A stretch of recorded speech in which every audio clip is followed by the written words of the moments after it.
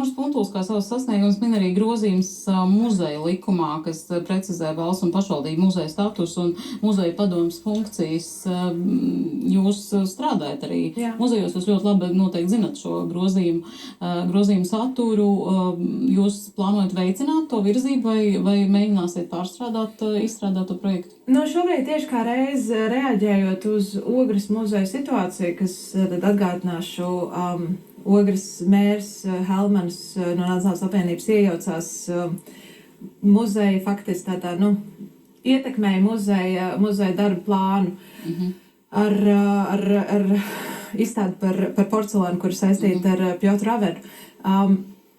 Un tas ir maksājis muzeja darbiniekiem, tas, ka viņi nostājas pret šo, tas ir maksājis muzeja darbiniekiem viņu vietas, viņu darba vietas, un tagad jau muzejs arī tiek reorganizēts.